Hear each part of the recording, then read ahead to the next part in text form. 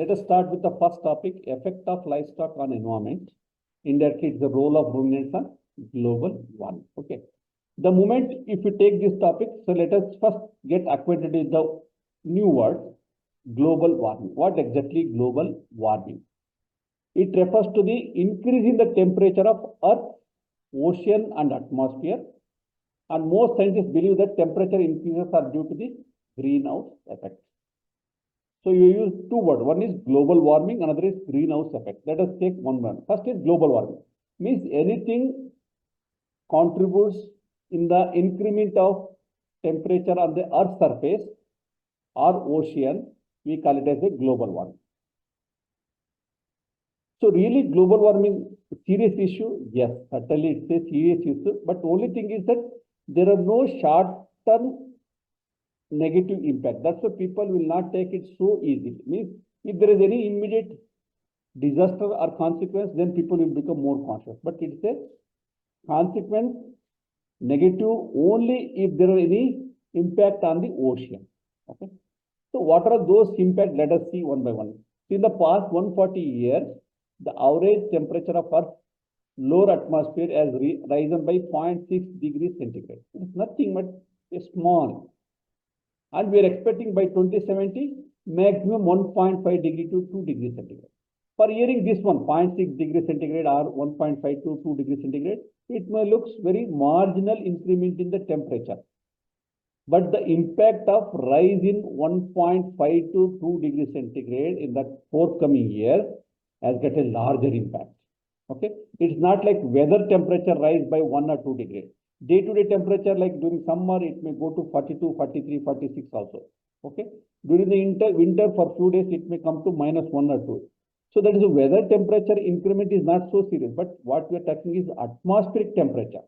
Okay, so it has got greater impact. In what sense? Just you can see here, there could be a rising in sea level. Okay, usse kya hoga? So there may be a lot of small islands may submerge into the water. Okay, change in the rainfall pattern already we are experiencing. Okay, some of the places where we had a set of rainfalls, now they have been changed. Where we are not expecting rainfall, we are getting the rainfall. Where we are getting the rainfall, but we are getting excess rainfall, which is not acceptable also because it leads to floods. Okay, melting of polar ice caps, melting of glaciers. What happens? So because of that melting of these ice caps, so there will be a sudden increment in the sea level. And due to the melting of these glaciers during the summer will help in the river enrichment. Suppose if you see River Ganga, it's not like due to rainfall, it is due to melting of Nanda Devi biosphere. Okay, so many glaciers which are present in Himachal and Uttarakhand. Okay, so that will help in the flow of this river during summer season. Okay, but such thing will not happen if there are what you can say glaciers which are present, and one day if they get dried, we don't get water at all.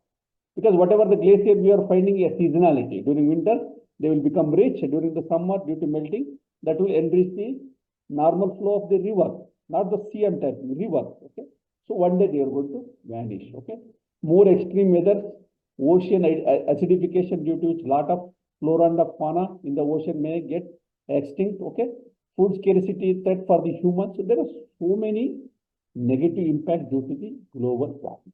Okay, by just mere rise in 0.6 degree to 2 degrees centigrade.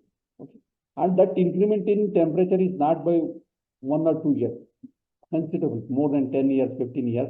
Generally, they take 20 years as an ideal period to see the change in the Earth's atmospheric temperature. Okay, so this is global warming. Okay, so now when you say global warming, naturally it is due to greenhouse effect. Okay, first statement itself it is you have made very clear.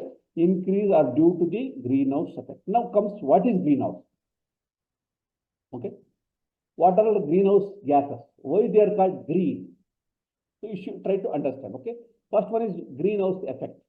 The warming of Earth's surface due to the trapping of heat by greenhouse gases in the temperature. Okay, what does it mean? Means because of these greenhouse gases, mostly methane, carbon dioxide, nitrous oxide, or fluorinated gases. Okay, so these are the gases. They make some layer due to which the rays which are fallen from the sun, which will be same for all the planets, isn't it? In the solar system, whatever the sun rays, they will fall on each and every planet. But when it falls on the Earth planet, okay, so these sun rays are marginally trapped in these gases, in these layers, okay, are layer formed by these greenhouse gases, okay. So due to trapping of these rays, it maintains some warmness on the Earth's surface, due to which there is a biomass. It can be flora and fauna. If there is no this greenhouse effect, then you will find whole Earth planet as a dry, just like any other planet. Because of this greenhouse effect only, some temperature warmness is maintained. But if does not maintain, it's just directly falling of sun rays on the Earth and nothing will exist. Everything will vanish because of no water. Because of this greenhouse only, there is a warmness. Due to warmness, there is a continuous evaporation of water from the Earth planet. Again, there is a formation of cloud, there is a formation of rainfall. Okay, so due to which there is a existence of biomass. Otherwise, it will be just like any other planet where there are no biomass. So that's why they are called as greenhouse gas. And these greenhouse gases, when it traps more than the required temperature, then it's a problem. Okay, if it is acceptable level, it helps in the sustenance of the life.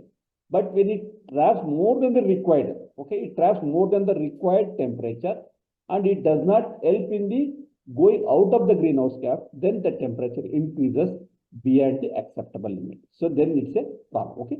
So now there are three words. One is greenhouse effect. It means that trapping of heat by the greenhouse gases, which will help in the sustenance of the life. What are those greenhouse gases? They are mainly methane, carbon dioxide, and nitrous oxide. Okay. So since they trap the heat in the atmosphere, that's why they call it greenhouse, because it helps in the formation of the biomass. But the same greenhouse gas, when it gets excessively trapped, then the meaning becomes opposite. Okay. So since these contribute to the temperature by absorbing the infrared radiations, mostly they absorb long wavelength. Long wavelength means lesser heat. Short wavelength means more heat. So that's why they retain the longer wavelengths, but they allow to go back to the outside the Earth's atmosphere all the shorter wavelengths. Okay, so that's why that part, even if it retains shorter wavelengths, okay, then it will be a global warming. You got my point? So it's simple, but only it need to be remembered in a systematic way. So now why we call it as a global warming? See, on the left side, you see, ideally it is correct. Okay, sun rays falling on the Earth, okay, and they are reflecting back into the atmosphere and beyond atmosphere. If it retains the long wavelength heat rays like infrared rays, it will help in the formation of the biomass. But on the right side, if you see, if there is a trapping of these rays and if it's not going out, less heat escape into the space, then there is an increment in the temperature. Okay, so that's why we call it as a global warming. And it's not going to happen in a 1 or 2 years, it is more than 10 years. Okay. Now, what are those greenhouse gases? Okay. And these greenhouse gases are mainly contributed by the anthropological activities or by due to the man-made activities, or it can be directly or indirectly. Okay, so industrial gases, or it can be man-made. Okay. So now, out of all those greenhouse gases, predominantly it's a carbon dioxide, followed by methane. Another is nitrous oxide. If you see the composition means, see, there is a contribution and composition, two things you try to remember. Composition means whatever the greenhouse gases present in this atmosphere. If you see on the left side, okay, so this is a type of greenhouse gas effect, and these greenhouse gases composition, if you take, predominantly it is carbon dioxide, followed by methane, followed by nitrous oxide, followed by all fluorocarbons, which are generally emitted by the industries. Okay, this is nothing but the composition. So you can see here carbon dioxide 60%. This percentage little bit variable. Let us not, but predominantly if you say carbon dioxide followed by methane, okay, followed by fluorocarbons and nitrous oxide when it comes to contribution. I think I'm not getting confused. You see, one is composition, another is contribution. So when it comes to contribution, carbon dioxide, methane, fluorocarbons, this is a percentage. This is for all for exam sake. Okay. So now impact, let us discuss later this one. So let us take one after another, because now our main motto of this course is how livestock is contributing to the greenhouse gas effect or subsequently to the global warming. That is our main concern. So industrial gases, we are not bothered. So out of these, methane is one of the main gas contributed by the animals. So that's why we are going to discuss first methane. Okay. Methane is a principal component of natural gas. It is present in the natural gas, but methane is also going to contribute to the atmosphere directly and indirectly. How just you can see. That's why we call it as a double effect. Burning methane in the presence of oxygen produces carbon dioxide and water. Means already carbon dioxide is there as a greenhouse gas and it is making on the global warming. But methane, which is present in the nature, if you try to explore it or exploit it, okay, in the form of renewable energy, okay, by burning that methane, further it contributes to production of carbon dioxide. So that's why methane is always considered as a relatively potent contributor of the global warming.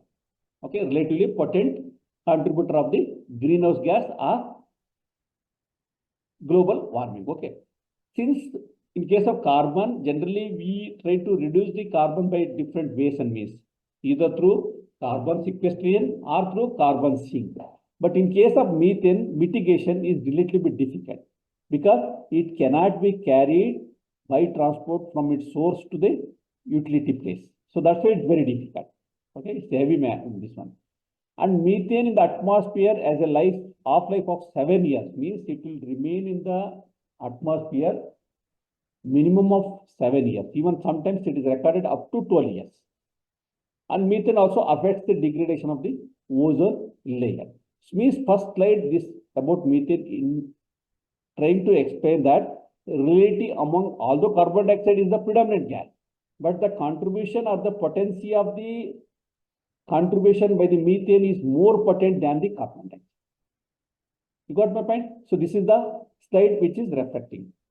So now methane sources and sinks means where exactly it is going to be observed or it can be used natural way or artificial way, which we are not going to discuss now. Okay.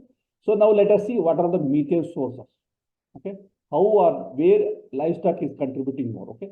The major source of methane is extraction from the geological deposits known as the natural gas fields. So we are not concerned. Means this is the main source of methane, but it's not our contest as far this course is concerned. Gas at shallow levels is formed by anaerobic decay of organic matter and rework methane from the deep under the earth surface. This is to some extent by the livestock because livestock contribute to the organic matter or organic biomass. So, and when that organic mass is put as a landfill or somewhere in the downer area, so that will help or that will lead to anaerobic decay and it releases the methane. Okay. So methane is also produced as a considerable quantity from the decaying organic waste. That's what we want to tell. Solid waste landfills. Okay. So these landfills can be from the livestock or from the municipality or from any other industry. But here we are considering about the solid waste from the livestock. Okay. If you go to village, probably you might see. Okay. So after collection of the dung, they will put at one place for the composting or decomposting. Okay, they are nothing but the landfills. Majority of the people, they go for the trenching and they keep on filling that dung in that trench. And at one time after 5 to 6 months, once it decomposes, so that's nothing but anaerobic digestion, and that will help in the release of the methane. Okay, and carbon dioxide. Okay, that's nothing but the landfill by the dung. Okay. But the contribution of these, what you can say, methane by the agriculture if you take, okay. So first comes agriculture, enteric fermentation, then agriculture field burning, okay. So then other part which are not concerned by us, okay. Only we are concerned first and second, and the last one, land use or land use change or forestry, because animal are also the feeding pattern is changing from normal, what you can say, non-migrated or migrated to non-migratory system. So that is also indirectly contributing. So here we want to highlight that. So if you take agriculture either by enteric fermentation or by field burning, that contribution is very less. But if it's from the other part, either from the emission from the fuels, you can see the rate, and also from the industrial process, it is more. Okay. If you take another graph, so if you ignore other part, okay, like oil, waste, okay. So the rice cultivation 10%, enteric fermentation, either from the agriculture or from the animal. Enteric fermentation means due to anaerobic fermentation, the release of methane will be there, carbon dioxide will be there. So that's one part, enteric fermentation, and also agriculture. These are the further bifurcation. We are not going in detail. Probably in the exam also, they may not ask, they may ask one or two questions. In that, they may ask how much livestock contribute to the global warming, maximum this one. So that we'll see the literature and we'll finalize it. Otherwise, in each sources or each resource, the different values have been given. Okay. So now biogas generated by the fermentation of organic matter, including manure, sludge, municipality solid waste, okay, or any other biodegradable feedstock under anaerobic conditions, means this will contribute directly. Suppose if we take an ideal commercial dairy farm, okay. So like, let us take our own dairy farm at Aizath Nagar. What we do, we generally collect the dung waste or the solid waste. Generally, they put directly into the agriculture field. But if you take otherwise, if you fill at one place and allow it to decompose, okay, then there will be anaerobic fermentation. Okay. Sometimes we may collect the dung along with the feed waste. Okay. In the manger, we may get the leftovers, feed leftovers. That's why when you say livestock waste, it includes both leftover in the form of feed, dung, urine, bedding material, everything it comes. Okay. When you take such livestock waste and you put it at one place as a landfill, and that will lead to a fermentation and it will contribute. Okay. Second is when cattle belches, it accounts 16% of the world's annual methane emission. Belching, you got it. So since ruminants have a tendency to regurgitate, first they will eat it continuously. When they lie down during the free time, they try to regurgitate and they chew it and then again they swallow. During that time, cattle belches too many times. Okay, too frequently it belches. So that also contributes in the methane. Methane production from the livestock production system occurs mainly from the enteric fermentation and manure management. Means one is direct, another is indirect. That we'll be discussing again. The livestock sector in general, okay, produces 30% of all human-induced methane. So this is maybe an important point. Okay. So livestock altogether, whether it's a cattle, chicken, pig, or anything, altogether it contributes 37% of the anthropological induced methane production. Okay. Greenhouse gases emission showed that livestock contributes about 18% to the global greenhouse gas. This may be another important point in the eggs. Okay. So now red highlighted point, this has been asked again in the exam. Okay. Methane emission will have a 25 times the impact on the temperature of carbon dioxide emission of the same mass over the following 100 years. Means if you take a stretch of 100 years and if you compare between the methane and carbon dioxide of the same quantity, methane is considered to be 25 times more potent. So that's why it is taken as a more serious than the carbon dioxide. Good. So methane has a large effect for a brief period, but in case of carbon dioxide, it is a small effect for a longer period. These are the two differences. One is more potent, and methane has a larger effect for a short period, whereas carbon dioxide, small effect for the longer period. Okay. So that's why I've made it as a red. Usually excess methane from the landfill and other natural producers of methane is burned so that carbon dioxide released into the atmosphere instead of methane, because methane is such a more effective green. Already I told you this point, because when you burn methane, that potency will increase further. Okay, because when you burn, again, it releases further release of carbon dioxide. That's why it's called double effect. Okay. So now in the last point, already I told you, like in the previous slide, I told you, so here is the point I wanted to tell. So methane in the atmosphere has got 7 years half-life. Okay, so here also same thing we are discussing. Methane in the atmosphere may last for 12 plus or minus 3 years, but average 7 years. Okay, so when you take GWP, global warming potential, like in case of methane, when you want to assess its contribution for the global warming, we call it as a GWP, global warming potential. Okay. When you take carbon dioxide, then we take as a carbon footprints. When you take water, then we take as a water footprints as an indices or indicator for its contribution to the nature. Here in case of methane, it's GWP.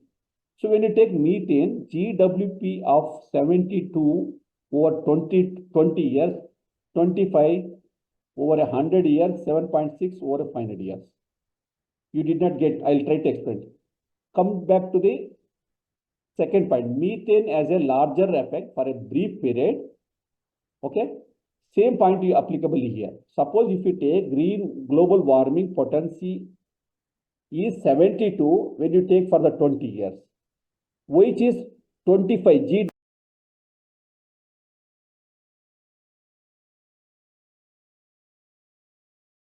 One more point, GW, global warming potency of this methane, and that GWP of methane value, if you take, it is a 72 when you take for 20 years, which is come out 25 if you take it for 100 years, 7.6 over 500 years. Means uska methane ka has got larger effect for the shorter group. That's why when you take its unit GWP का 72 है, 20 साल के हिसाब से अगर देखेंगे तो उसका यूनिट और इसका इम्पैक्ट कम होता जाएगा 25 when you take it for 100 years. Similarly आप 7.6 हो जाएगा जब आपको 500 years का स्पैन आप कंसीडर करेंगे. ठीक है ना. So this is what we wanted to tell based on the second point, that methane has a larger effect for a brief period. Okay. So just to conclude, methane is one of the potential contributor of greenhouse effect, and this has to be mitigated or handled with a multidisciplinary approach rather than an independent or solitary approach. Okay. So now let us take it directly from the livestock. So now we discussed how methane is contributed to the global warming, not only by the livestock, but other, like through natural resources, through anaerobic fermentation of the organic matter, through livestock and agriculture. Like that, so many sources are there for the methane. But now we are concentrating only on the livestock. So let us take only ruminants, because monogastric they don't contribute. Okay. Their contribution first is through methanogenesis. The ingested foods are anaerobically fermented and converted into short chain fatty acids. Gases from the fermentation process such as CO2, nitrous oxide, hydrogen and methane are emitted into the nature through flatulence, mainly through erection, and methane is eliminated from the ruminal environment, and such activities are natural. Okay.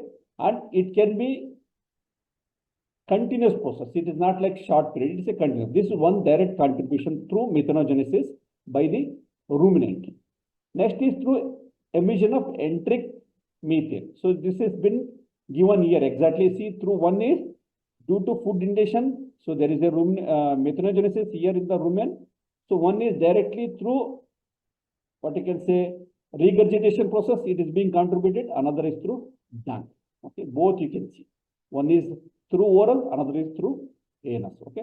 So now when you take individual cow, it produces 70 to 120 kg methane per year. This may be an exam question. Okay. So now livestock, one is direct contribution, that is through enteric fermentation and manure management, which I already shown through this photograph. Okay. But however, They may also contribute through slaughterhouse. That's what I told you. When you take these animals to the slaughterhouse, there is another waste. Okay, that also contributes. That we'll be discussing later. But indirectly, there are different ways and means. We'll take one by one. One is land use changes. Means it's very, if you had read that ILFC, integrated livestock farming system, then you would even understand land use changes. Means suppose if you go back 50 years back, the method of livestock rearing was different than the what we see today.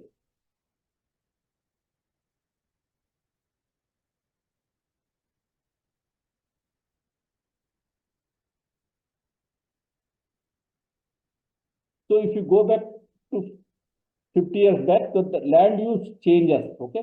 Means at that time, conventional agriculture system was there. Then the agriculture became more intense, more commercial, okay? So that has again contributed to the global warming, okay? But how livestock? Because sometimes even agriculture as activities have been changed based on the livestock farming system also. Because when you take livestock, so they used to depend on all the agriculture byproducts earlier. And now everything has taken commercialization.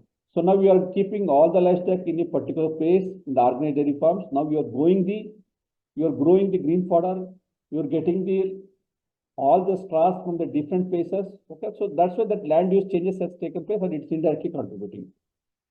Third one is release from the cultivated soil. So when you take example of rice, because rice is one of the more contributor than the livestock, okay, through say fermentation process. Because when you grow rice in the flooded area, if you grow rice just like rain dependent, then it may not contribute. But when you grow rice like a flooded system, okay, wherein you will be making a plantation and all the time 50% of the plant is submerged in the water, and whatever the part which is submerged in the water, so that there will be anaerobic fermentation that will contribute to the nature, okay, through methane emission, okay.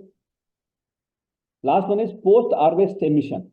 So here, suppose if byproduct like straw, if it's not used by the cattle like way we used to use earlier, nowadays it is being burnt, because handling such straw, getting to the another place where it is, you can use it for the, suppose let us take an example of so many straws. Nowadays it is very less here. Like when you do conventionally, when you harvest either wheat or paddy, you will get good length of straw or stem part. So there handling straw is very easy, so that you can transport from the agriculture field to the place where you can use it for cattle as a non-conventional feed and fodder. But nowadays combiners are used. So due to which you will get short stumps of these wheat or rice field. So that one taking to the agriculture farm is difficult. So that's why they were burning it. So that indirectly it contributes in the form of carbon dioxide. Okay. But nowadays things again changing due to baling system. But these are the indirect contribution to the greenhouse gases. So now how to mitigate methane? This we will be dealing in detail later. But let us discuss and highlight only the important point. Mitigation from the agriculture, for which NICRA is one of the important projects run by the ICAR, okay. So National Mission on Climate Resilient Agriculture, okay. This is one part.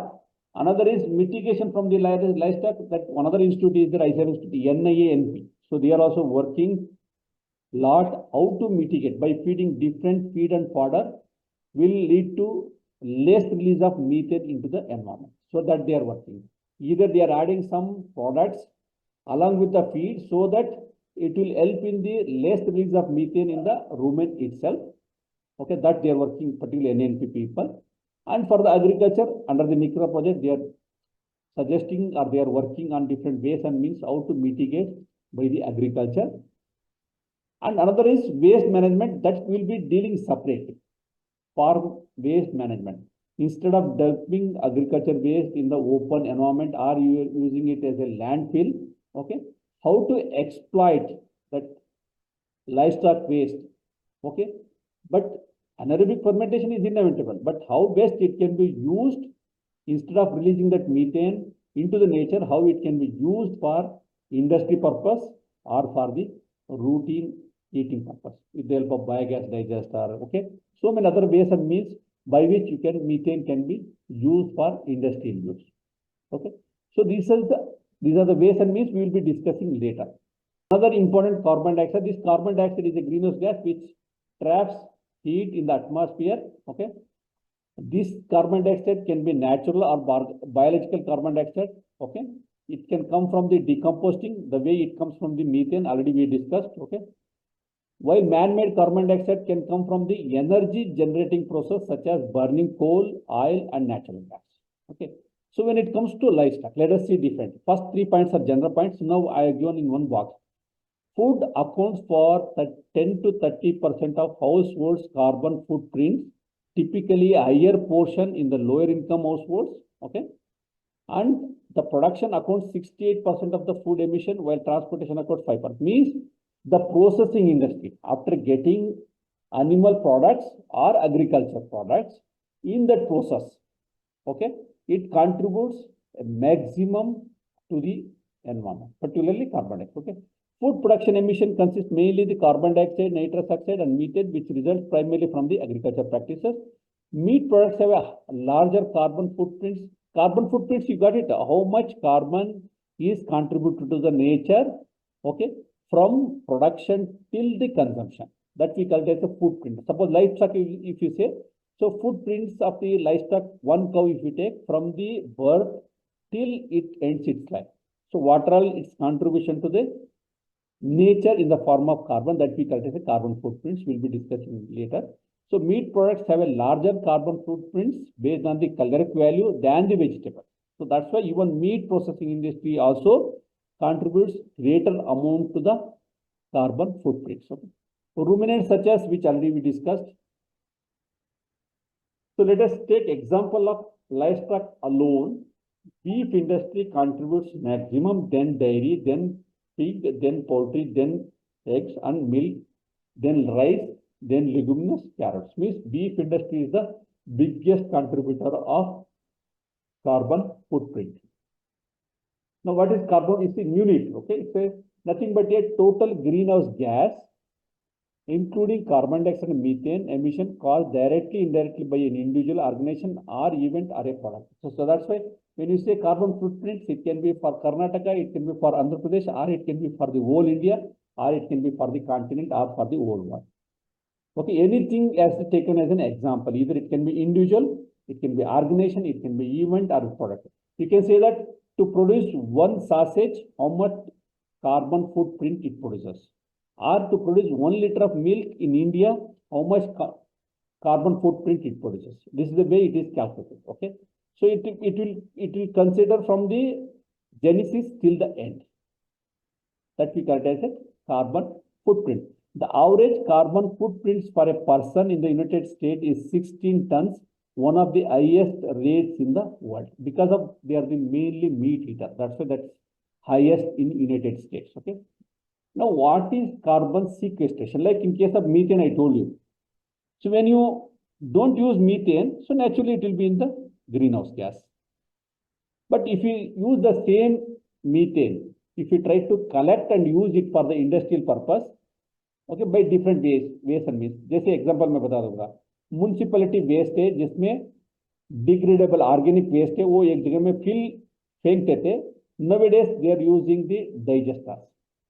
Okay, so what they do, they put all the vegetable waste which is left over collected from the city, will put it into the decomposter, and methane is produced, and they will be collecting in a vessel, or the different types of waste and means are there. They will collect it and they will use it for the generation of electricity.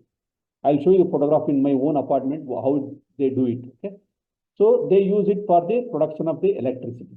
Okay, so instead of you are releasing into the nature, you are using it, but there also it will lead to release of carbon dioxide, but the impact of carbon dioxide is less potent than the methane.